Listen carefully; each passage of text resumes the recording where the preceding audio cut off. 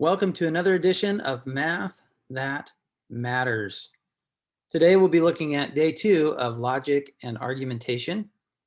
I thought I'd start with one of the greatest scenes from the greatest movie of all time, The Princess Bride. So let me share my screen with you and we'll get started.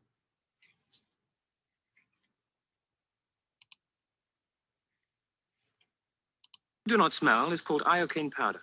It is odorless, tasteless, dissolves instantly in liquid, and is among the more deadly poisons known to man.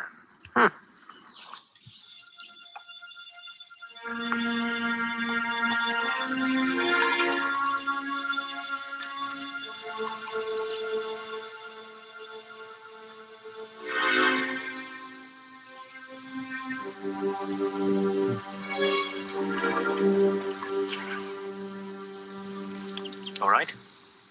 Where is the poison? The battle of wits has begun. It ends when you decide and we both drink and find out who is right and who is dead. But it's so simple. All I have to do is divine from what I know of you. Are you the sort of man who would put the poison into his own goblet or his enemy's? Now, a clever man would put the poison into his own goblet because he would know that only a great fool would reach for what he was given. I'm not a great fool, so I can clearly not choose the wine in front of you. But you must have known I was not a great fool. You would have counted on it, so I can clearly not choose the wine in front of me. You've made your decision then? Not remotely, because iocane comes from Australia, as everyone knows. And Australia is entirely peopled with criminals. And criminals are used to having people not trust them as you are not trusted by me, so I can clearly not choose the wine in front of you. Truly, you have a dizzying intellect. Wait till I get going. Where was I? Australia. Yes, Australia. And you must have suspected I would have known the powder's origin, so I can clearly not choose the wine in front of me. You're just stalling now. You'd like to think that, wouldn't you? You've beaten my giant, which means you're exceptionally strong. So you could have put the poison in your own goblet, trusting on your strength to save you, so I can clearly not choose the wine in front of you. But you've also bested my Spaniard, which means you must have studied. And in studying, you must have learned that man is mortal. So you would have put the poison as far from yourself as possible, so I can clearly not choose the wine in front of me. You're trying to trick me into giving away something. It won't work. It has worked. You've given everything away. I know where the poison is. Then make your choice. I will. And I choose. What in the world can that be? What? Where? I don't see anything. Oh, well, I could have sworn I saw something. No matter. What's so funny? I'll tell you in a minute. First, let's drink. Me from my glass and you from yours.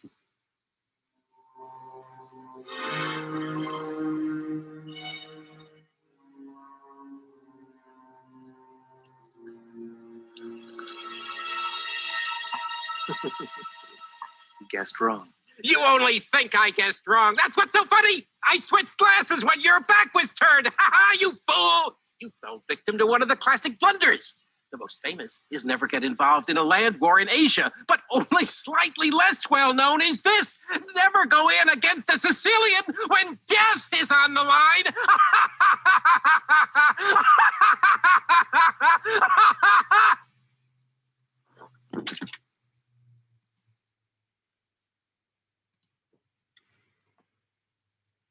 Truly, you have a dizzying intellect. I love that. Think of how many arguments the Sicilian went through there, trying to talk himself into one of two options. And really in logic, we have all these statements that are either true or false. And that's why when you program a computer, it's all really just ones and zeros, because it's all just, if something's true, do this. If something's false, do this. And we have these strings of truths and falses. So how we reduce everything to that seems kind of crazy, but it's pretty cool. So let me start my slideshow here and let's walk through this stuff. All right, we were talking about valid arguments in the last video. Now we're going to talk about sound arguments, which aren't necessarily the same thing. And I thought I just saw this quote by a guy named Dan Crenshaw, and I thought it was interesting. And we're trying to see what is it that he is saying here. And does this make sense? Is this valid? Is this sound? What is sound? And you should know what valid is to some degree, because we talked about that in the last video, but we didn't talk about sound arguments. So here's what he said. I just read this in an article. If lockdowns, he's referring to the COVID lockdowns, if lockdowns worked the first time, why are we doing them again? If lockdowns didn't work the first time, why are we doing them again? So let's see, is this a sound argument? Is he thinking well, or is he thinking not well? What I did was I tried to turn this into a form of argumentation that looks a little more familiar to us. And it seems like this is what he's saying. And let's see, is this argument valid? Is this following the rules of logic? And then is this argument sound? And you could almost substitute the word true for sound. But let's see, it seems like he's saying in his first premise, either lockdowns worked or they didn't work. And I'm going to impose a definition of worked upon him that I think he's maybe referring to, but I think he means worked is did what they were supposed to do. If lockdowns did what they were supposed to do, then. So either they worked or they didn't. Premise 2, if they worked the first time, they would have effectively shut down the virus. Premise 3, if lockdowns effectively shut down the virus, then we wouldn't need more of them because the virus was effectively shut down. And then premise 4, if lockdowns didn't work the first time, then we shouldn't lock down again, because why do something again that didn't work? Definition of insanity, right? That's continuing to do the same thing and expecting different results. Therefore, his conclusion is we don't need lockdowns again, because in either possible case, if they worked or if they didn't work, we would end up at the conclusion, therefore we don't need lockdowns again. So I'll let you decide if that followed the rules, and I'll let you decide if that was true. But I want you to start thinking about those two things, and let me define a sound argument for you. A sound argument is valid, but it is more than valid. A sound argument is a valid argument that has all true premises, which means a sound argument is always true. So is a sound argument a subset of a valid argument? Or is a valid argument a subset of a sound argument? In other words, are all valid arguments sound? Or are all sound arguments valid? If you want to pause the video, think about that for a minute. One of the statements is true and one of the statements is not necessarily true. Here's a good illustration to help you understand. So this is a Venn diagram. There's a circle inside of another circle. Yeah, so if we're talking about footwear and we're looking at the set of boots, well, that is a subset of footwear. So if you have a pair of boots on, then you are in the set of footwear. But if you're in the set of footwear, it doesn't necessarily mean that you are in the set of boots. So all sound arguments are valid, but there are some valid arguments that aren't sound, because valid arguments simply follow the rules of logic, but don't necessarily have to have true premises, whereas sound arguments have to also have true premises, but they do need to follow the rules of logic. So that maybe shows a picture of the truth there. Here's a little routing diagram. By the way, these are called deductive arguments, and in the next section we'll talk about inductive arguments. But so an argument can be valid or invalid. If it's invalid, then it is also unsound. Immediately, it's unsound by definition, because a sound argument has to be valid, but a sound argument also has to have true premises. So you can have a valid argument with false premises, which would make it unsound, or a valid argument can have true premises, which would make it sound. Hopefully that makes sense to you. In a video, I talked about Alice in Wonderland, which is a great book written by Lewis Carroll, a mathematician, and he's always playing with logic, and he's playing with logic fallacies. And here in this scene, Alice is talking to some flowers, and she says, "I don't understand. How is it that you can all talk so nicely? I've been in many gardens before, but none of the flowers could talk." Then the flower says, "Put your hand down, feel the ground. Then you'll know." She did. "It is very hard, but I don't see what that has to do with it." "In most gardens," said the tiger lily, "they make the beds too soft. The flowers are always sleeping." This sounded a very good reason, and Alice was quite pleased to know it. So Is this a sound argument? If the ground is soft, then the flowers are asleep. This is what the flower is saying. If the flowers are asleep, of course they aren't talking. That would be ridiculous. Feel the ground, says the flower. She feels the ground. The ground is hard. It is not soft. Aha. So she thinks to herself, and maybe the flower she thinks is implying, if the ground is hard, the flowers must not be asleep. They're awake. And of course, if they're awake, they're talking. That's why it sounds so good. And she leaves it at that. However, this is an unsound argument, and it's actually invalid. It's poor logic. It does not follow the rules. The flower is actually making a fallacy of logic error called an inverse error. So this is an unsound argument for that reason. Here's another argument. Premise 1, all men are married. Premise 2, some doctors are not married. Conclusion, some doctors are not men. Well, if you think about that, if all men are married and some doctors are not married, that would imply that some doctors are not men, right?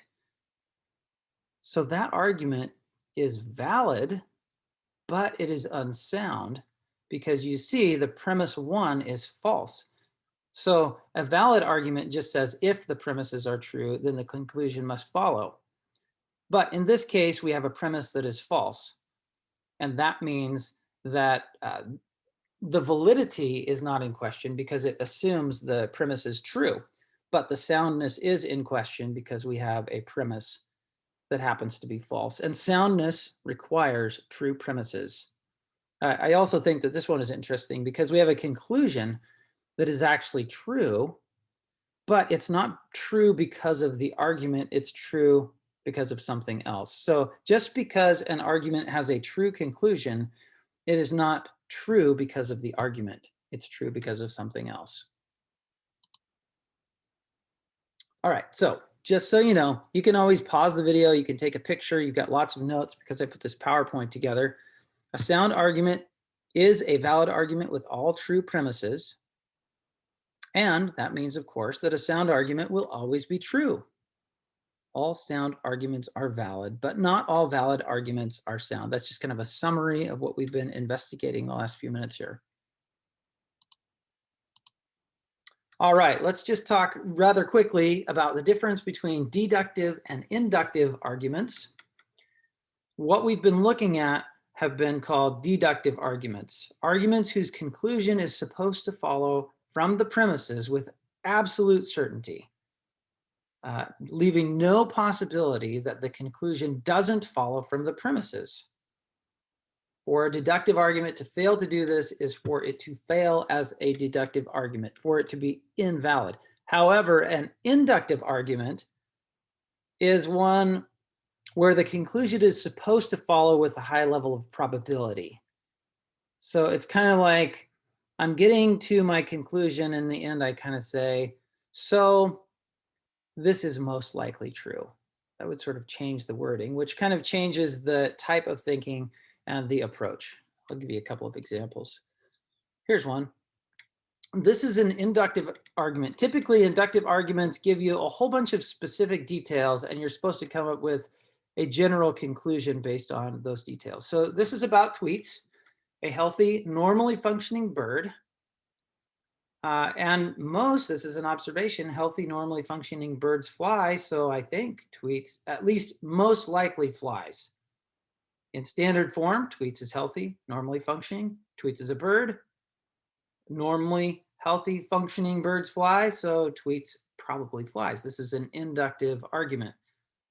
Now, inductive arguments are, instead of saying they're defeatable, sometimes we say they're defeasible. Defeasible means that you can gather some more information and that makes the argument less strong. So you get some more information and you say, oh, I think the likelihood of that conclusion is reduced. So look at this. Suppose we know that Tweets is 6 feet tall and can run 30 miles per hour. Like, this is an extra piece of information we just find out.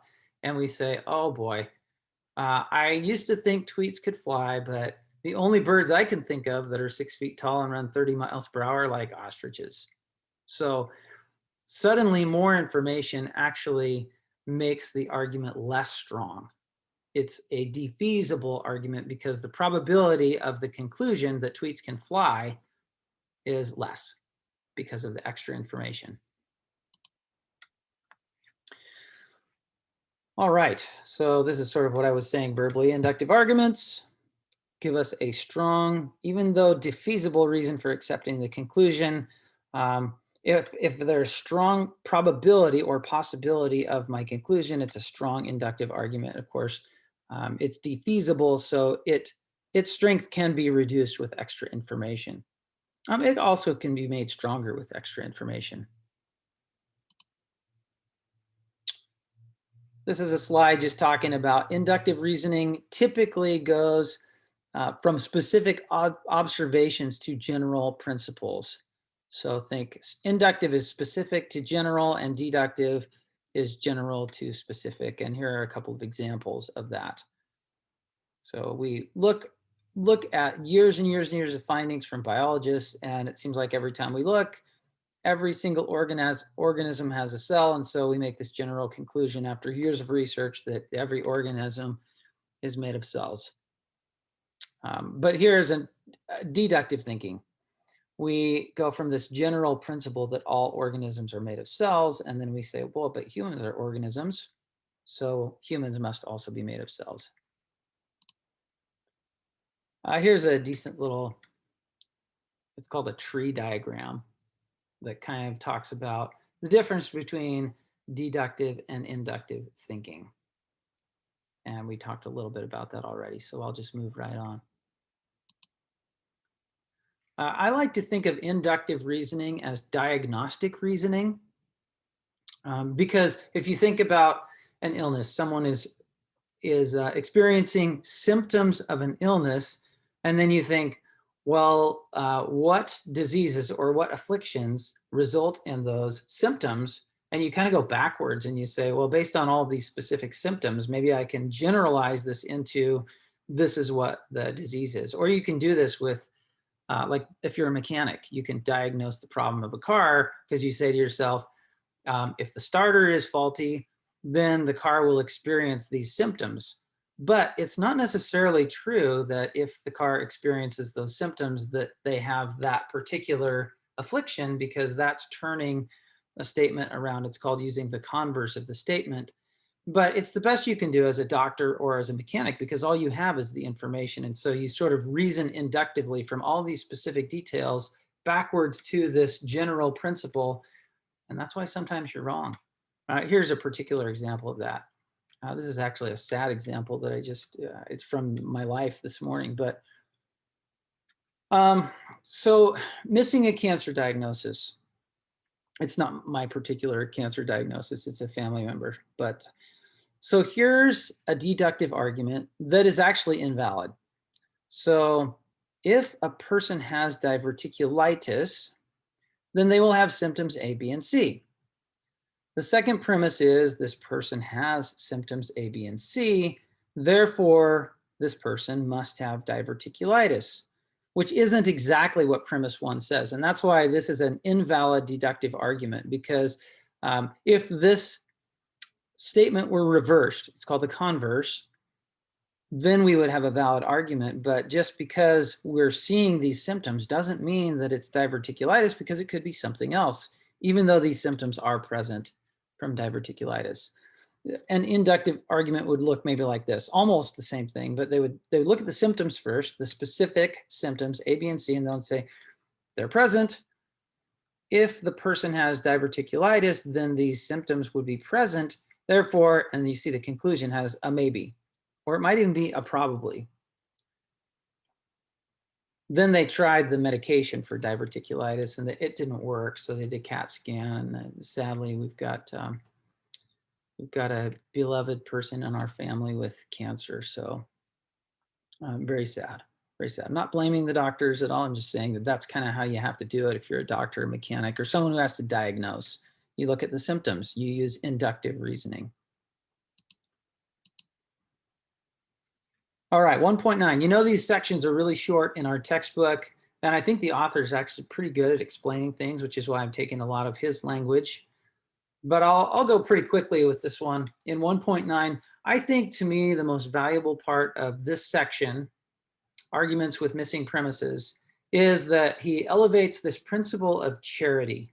And we value charity. I know that the project, the Civility Project we're working with on the George Fox campus, elevates the principle of charity. And that is just really, we're all about pursuing the truth, not winning the argument. Because we believe that truth leads to freedom. I talked about that in the last video. Truth is a good thing. And so when we have an argument, or when we're writing arguments and we have an opponent, what we want to do is we want to elevate our opponent's argument to the status that it deserves. So if our opponent has a pretty good argument, but happens to skip a step somewhere maybe, but that step ought to be there because it is true, we are to offer that step to them. So they're missing something, but it's legitimate, so you can have that. So there's this idea of thinking of the best way possible for the opponent or the alternative viewpoint. I want to see it in its best version that it can be placed in, because it might be convincing. It might convince me. It might weaken my argument. Maybe I need to make some concessions. And I like that. I like that a lot. I think that's really valuable, and you can actually be productive. You can learn, you can grow. And maybe you come to agreement with your opponent, or at least closer to agreement, because you're willing to make concessions since you're pursuing the truth and you want their argument to be as good as it can be. This is opposite the fallacy that's called straw man. Straw man is basically taking your opponent's argument and representing it unfaithfully in a different and worse kind of way than it truly is, so that you can tear apart the straw man, so that you can knock down an argument that appears to be like theirs but is worse. So we want to represent our opponents as well as they can be represented, so that it's as fair a fight as possible. It's not really a fight, it's an argument. I like that though. That's in this section, and it's pretty short. So what's missing? What should be added to validate the argument? Here's one. Gary is a convicted sex offender, so Gary is not allowed to work with children. It's missing something, right?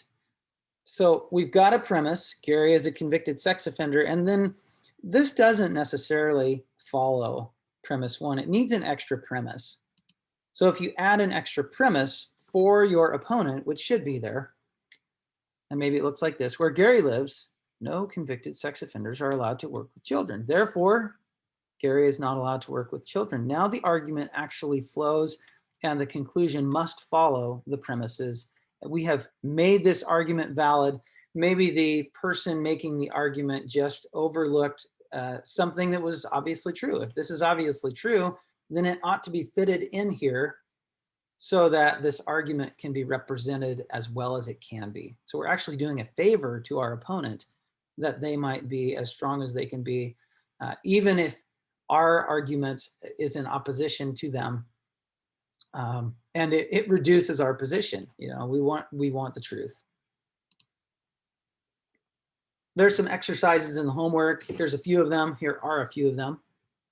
And they just say, make up some sort of missing thing that if we put it back in there, we would have a better argument. Ed rides horses, therefore Ed is a cowboy. So what is missing here in order to make this a valid argument? Now you might think, you'd say, well, Ed rides horses. Cowboys ride horses. Therefore, Ed is a cowboy. That's actually a bad argument. That is an invalid argument. Even though it seems like someone might think it's valid. To make this one valid, I think you have to do something a little far-fetched.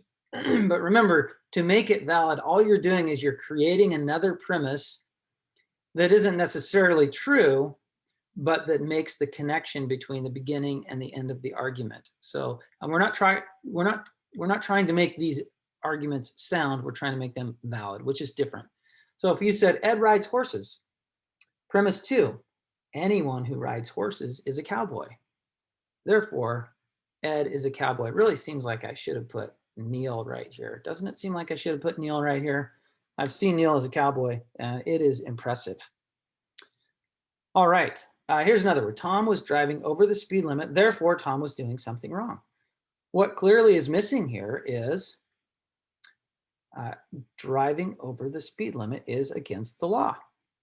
Therefore, Tom was doing something wrong, breaking the law. So you could do something like that. If it is raining, then the ground is wet. Therefore, the ground must be wet. Wait, it's missing something. What is it missing? If it is raining, then the ground is wet. It needs to say it is raining. Therefore, the ground must be wet. If you want to make that a legitimate argument, because this is just an if-then statement, but we need a fact to be placed in the middle here to show charity to that argument because it ought to be there. Of course, if it's not raining, then we can't do that. But I mean, I guess we can make the argument valid. It's just not sound if it's not raining. All right, moving right along. There's a couple of sections here at the end of chapter 1 that I think are very, very interesting. They make a clear distinction between logic and what they're calling rhetorical devices. You've probably heard of rhetoric. And boy, I didn't know a whole bunch of this stuff. I was reading our text and I was looking it up and kind of considering the differences, and they're pretty significant. So what do we mean when we're talking about rhetorical devices versus logic?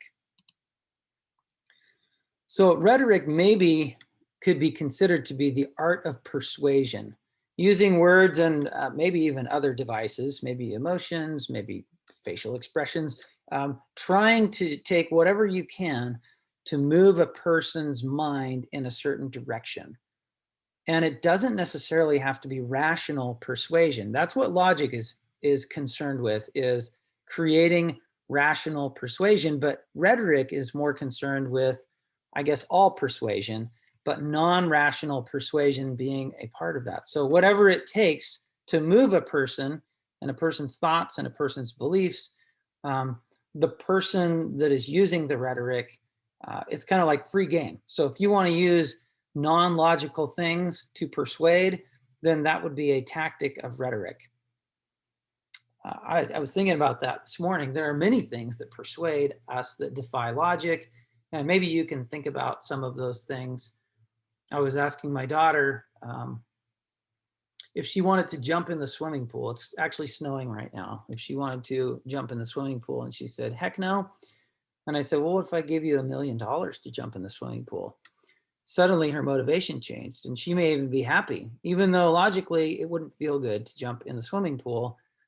I suppose you could say logically, if she gets $1 million, she's feeling so good about that, then she forgets how cold the swimming pool is. But we know there are a whole bunch of things that persuade us that defy logic. You say, I want to eat 17 donuts for breakfast, and you don't do it, but you want to. You're persuaded to. So there are plenty of things in the world that aren't logical, but that we want, and we pursue them. So rhetoric is the art of persuasion. And of course, argumentation and logic is a kind of rhetoric. So maybe a subset, but not all rhetoric is argumentation, because it by definition allows itself out of the rational category, and its goal is to persuade, whereas the goal of logic is to create structures that move toward reality and truth. The essential difference is that argumentation attempts to persuade by giving reasons, whereas rhetoric attempts to persuade by any means, including non-rational means. Yeah, logic is trying to tell us what good thinking is and how we ought to think. Therefore, we study arguments. We decide what distinguishes a good or valid argument from a bad or invalid argument, different than rhetoric. So we've got some rhetorical devices that are used, and it doesn't mean that these are all bad, but they're ways to persuade that aren't necessarily logical. And so our text gives us 3 in this section 1.10, assuring, guarding, and discounting. So assuring is informing someone that there are further reasons, although one is not given right now. So I'm just going to give you a little bit of assurance.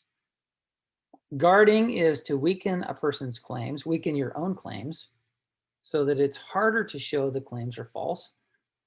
And discounting is anticipating objections that might be raised to one's claim or argument as a way of dismissing the objections. So let's look at these. Kind of interesting. All right, so assuring, there's several different examples of this. We make a claim that isn't obvious, and we make a claim that the audience might not believe, but we have to do something to draw them toward that claim. So we say, dentists agree that, or recent studies have shown. It has been established that. We basically make an appeal to like an expert. And we don't then allow the expert to make the argument, but we assume that our hearers will automatically give that expert credibility, so they can be won to us or toward us.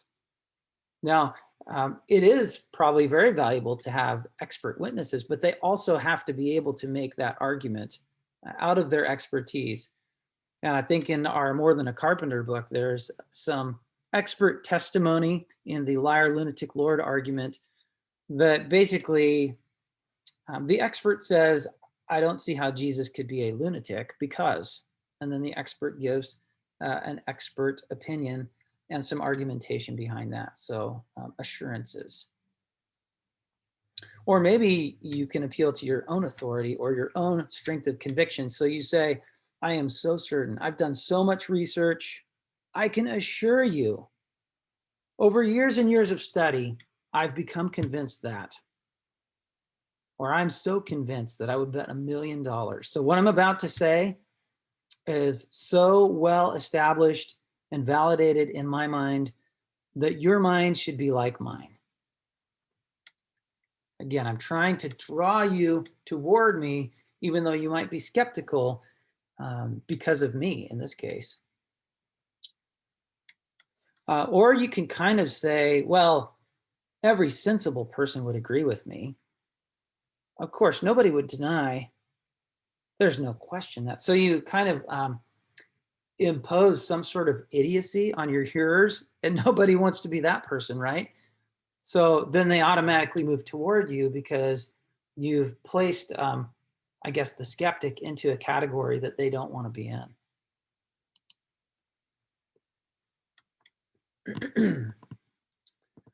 Another common way of doing this is by implying that no sensible person would agree with a claim that we are trying to establish as false. So that's kind of similar to the last one. All right, moving right along. How about guarding? This is another rhetorical device. And actually, I think this one's pretty good. I think that this one is a pretty legitimate technique that more people ought to use. And I'll tell you why in just a minute. But here's what it is.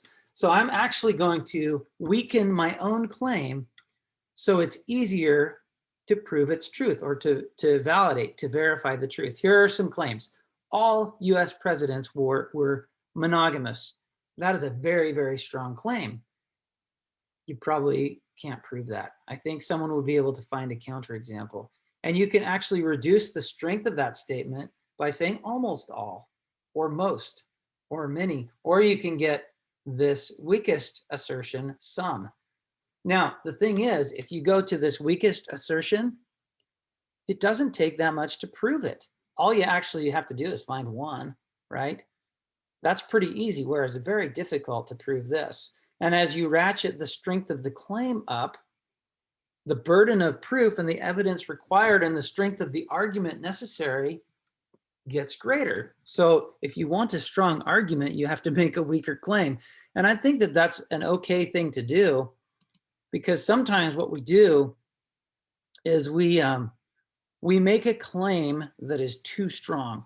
We want to prove something that is universal. We want it to be shocking in its strength.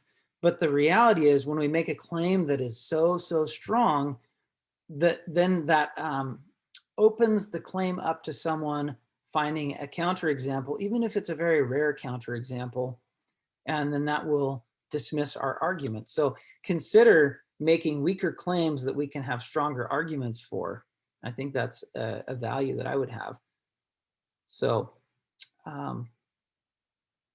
we can guard a claim by introducing a probability clause, as you saw in the last example, and say, isn't it possible that this is true? Instead of saying this is true, we could say, I think it's very probable. Or maybe we weaken it and say, maybe this is possible. Or couldn't you argue that? So we reduce our level of commitment to a claim. And then hopefully by the end, we can win our audience, even if it's to a weaker position. Maybe it's better to win them to a weaker position than to not win them to a stronger position that can be discredited. And I even think that it's good to ask for an opponent to consider the hypothetical, what if you were wrong? You know, is it possible that what I'm claiming might be true? So I make a really, really weak statement, I reduce and I guard that statement. And then maybe the strength of my assertion isn't so much that it causes my opponent or the one that I'm talking to object. And then maybe that consideration or lack of defensiveness actually helps me get toward the truth, which is that's my goal as an arguer. That's what I want. All right. Yeah, so this is what I was saying just a minute ago. So don't go beyond what you can prove. You're going to hurt your own case. You want to make humble concessions to prove that you're committed to the truth above winning. Guarding is far better than making outlandish claims you can't prove. I've probably just given you some opinions here, but this is also years and years of practicing debate and argumentation and really trying to find truth. So I'd much rather have a stronger argument with a weaker claim than a stronger claim and a weaker argument that can be discredited, because you can't always get everything that you want. Isn't that a song? You can't always get what you want. Rolling Stones? But you try so hard. There you go.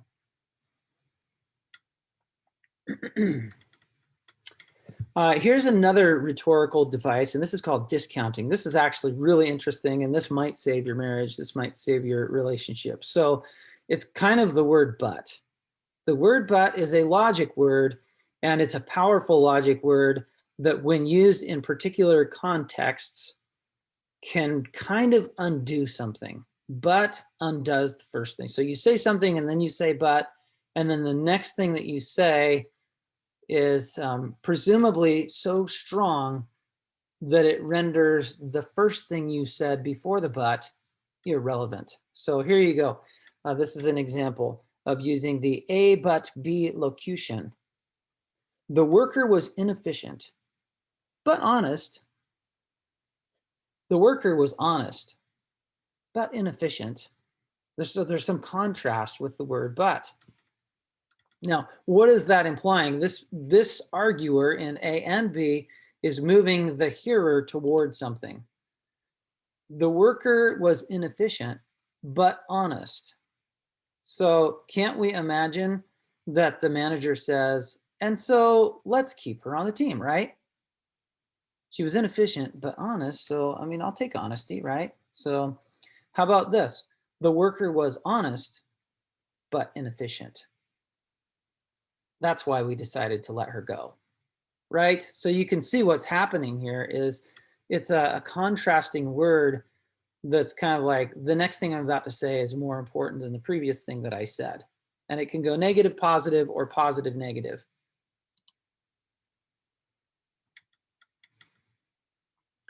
I would say never use but in your marriage. I've done a lot of marriage counseling or friendship counseling or whatever you want to call it. But is a logic word that undoes. It makes less of what was just said. So if you think, oh, I've got to say something difficult to a person, I better say something nice first. So you say something nice and then you say, but pretty much they're like, that means nothing. Whatever comes next means everything. So you may as well not have said the first thing because all you're doing is undoing the second thing. So the temptation is to precede a criticism with a compliment to kind of warm the person up for the negative. And it really, especially if you're married, just doesn't work with your spouse. So a suggestion might be using the word and. I've trained myself. I don't say but. I might say the word and even when I want to say the word but and has a little less strength logically. It is an inclusive. So it means there's something else here that I want to say that doesn't discount the first. So consider that. That's just a +1. Might save your marriage, might save you some heartache. All right, we're getting there. 1.11, we have some more rhetorical devices, evaluative language, contrasted with descriptive language. So descriptive language is just like, this is what is. I'm not passing judgment, but evaluative language is saying something that is good or bad. So you have to think, Bob is tall is just descriptive, but Bob is good is evaluative. We can make descriptive observations, or we can even make, I guess, judgmental statements, but understand that they have a different effect. And you're going to have to argue differently if you're making a judgmental statement, because you're going to have to win your audience toward that particular judgment. And then they will have to be won toward that judgment being ascribed to whomever it's being ascribed to. So Bob is good is going to be a lot more difficult to argue for than Bob is tall. So just understand that. You could do something that's sort of in between. Bob is nosy. You're like, well, boy, that sounds judgmental. Or you could make that a little more descriptive. Bob is very curious about other people's affairs. Oh, that doesn't seem judgmental. That just seems like an observation, even though you might sort of mean the same thing in both instances. So evaluative language, putting a value or just describing. Bob is a rebel versus Bob is a freedom fighter. Now you can see that the language that I use, the title that I ascribe to Bob, can either make it look like, put Bob in a negative connotation, rebel, or a positive connotation. So just understand that Bob might be the same Bob, and Bob might do the same sorts of things, but you can describe Bob with these evaluative words that place a value on the characteristics of Bob that can either be negative or positive. So you're implying some sort of judgment with the language that you're using. So just beware, these are rhetorical devices, so we can choose these really powerful words that push our audience in a direction of belief, toward or away from. Remember, it's the art of persuasion. That's rhetoric. Another thing that I thought was interesting is you can actually get to an opposite statement by using the word to, T-O-O. We can change a positive to a negative. So if I say John is honest, that's a good thing. That's evaluative language. But if I say John is too honest, then suddenly the characteristic about John, see, I've passed judgment on, I guess, the quality of honesty that John has. And it's excessive, apparently, to the point of being negative. So consider that. As I mentioned before, rhetoric is kind of like persuasive sleight of hand. It may, I'm not saying it's always bad, but it certainly can be used for bad. You know, the Force has good and dark sides. So we want to use the Force for good, not like Darth Vader. But we have to remember that rhetoric is more concerned with non-rational persuasion because it's all about persuasion. So it may not include reasons.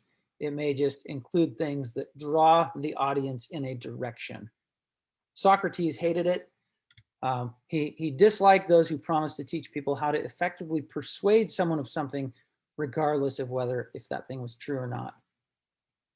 And some people may say that there's no essential difference between giving reasons for accepting a conclusion and trying to persuade by any means.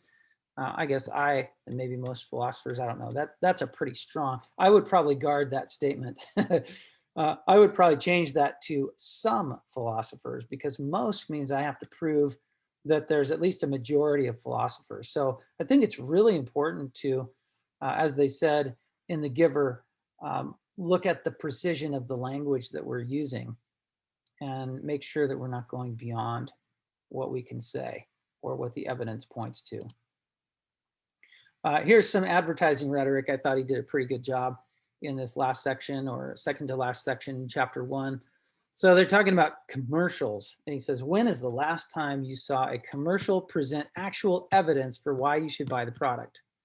He's like, they never do that. They never do. Again, you could probably guard that language. I bet some commercials do. I would say maybe most of the time commercials don't, because it takes time and it takes all sorts of work to show that. And commercials are about quick hits. But he says this is really, really persuasive and dangerous. So he gives the example of you should drink beer X because beer X is the best beer. And then I think, oh, it is, beer X is the best beer. I'm watching the commercial. They've got horses, they've got girls, they've got all these things in the beer X commercial. And pretty soon I associate beer X with all these other things in the commercial. They've given me no argument. They've given me no data. They've given me no survey. But at some point, I just think, I think of beer X in a positive light. Maybe there are just subliminal subliminal messages. And it's powerful for whatever reason. You know, we think about Super Bowl commercials and Doritos always has something funny. So we always kind of are favorable toward Doritos. The Super Bowl just happened recently. If you haven't seen the Toyota Super Bowl commercial about the swimmer with no legs, you got to watch that. That was incredible. I cried, for real. I did. I don't know if they used rhetoric or evidence, but it was powerful. Maybe I'll just kind of conclude with this. I listened to a talk recently, and the guy that was talking had lived in a shame-based culture, so not in America. Actually, I think America now, his assertion was that America is becoming a shame-based culture, but it wasn't before. So he said, I lived in this shame-based culture, so the ultimate was glory. So if someone likes you, if someone elevates you, do whatever you can to be elevated in the eyes of those around you socially. That is the ultimate goal. And the ultimate bad was to be shamed. So if the people around you thought bad of you, then maybe you should even kill yourself. So the person had grown up in a shame-based culture, and they were just saying, this is completely different than what you Americans, maybe older Americans like myself, have experienced.